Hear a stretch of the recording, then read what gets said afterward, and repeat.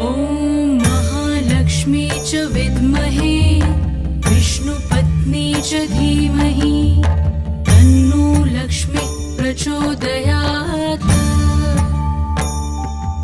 ॐ महालक्ष्मी च विद्महे विष्णुपत्नी च धीमहि तन्नो लक्ष्मी प्रचोदयात्।